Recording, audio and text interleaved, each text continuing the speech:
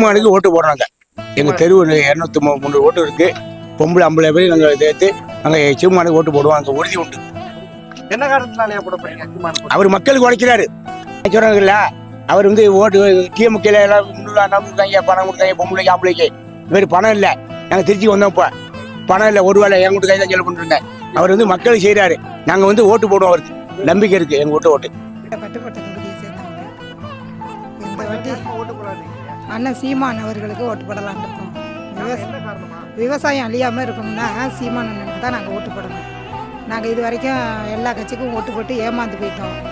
இந்த முறை சீமான் அண்ணன் எங்களுக்கு சொல்கிறதெல்லாம் எங்களுக்கு ரொம்ப பிடிச்சிருக்கு. அவருக்கு நாங்கள் ஓட்டு போடலான்னு இருக்கோம். வேட்பாளர் அறிவிச்சிட்டாங்க. உங்கள்கிட்ட ஓட்டுலாம் கேட்டாங்களா? கேட்டிருக்காங்க. வீடு வீடாக ஓட்டு கேட்டிருக்காங்க. அவங்களுக்கு தான் நாங்கள் போட போகிறோம். அவங்க பேர் கண்ணன். அவர் தொகுதிக்கு தஞ்சை மாவட்டத்துக்கு அவர் தொகுதிக்கு 27 ஊர் இருக்கோம். எல்லாருமே அங்கே போடலான்னு இருக்கோம். நாங்கள் ஒரு சமுதாயத்தை சேர்ந்தவங்க. நாங்கள் இந்த தடவை கண்டிப்பாக நாங்கள் கண்ணனுக்கு ஓட்டு போட்டு சீமானவனுக்கு அந்த பெருமையை சேர்ப்போம். விவசாயம் பார்த்துருக்கோம். கேர் கலப்பை வச்சுருப்பாங்க.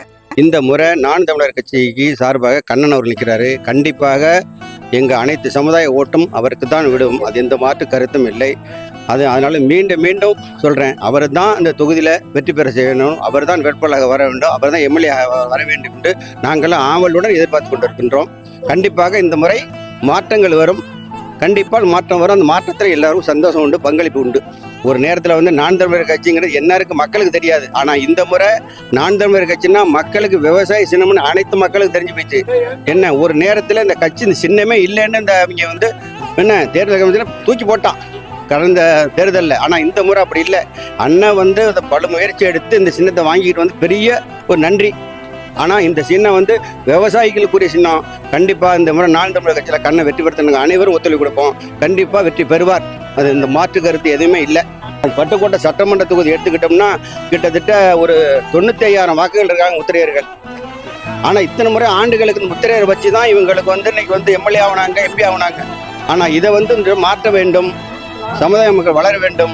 நான் ஜாதியை பற்றி நான் பேசலை. கண்டிப்பாக எல்லோருக்கும் நல்லது செய்ய வேண்டும். அனைத்து சிவர்களுக்கும் செய்ய வேண்டும். விவசாயம் ரொம்ப நலிவினை அளிப்பித்து இந்த முறை கண்டிப்பாக கண்ணை வந்தாருன்னா கண்டிப்பாக எல்லாத்தையும் செய்வார். அதுக்கு நாங்கள் முழு ஆதரவு கொடுக்க போகிறோம். கண்டிப்பாக வாய்ப்புகள் உண்டு.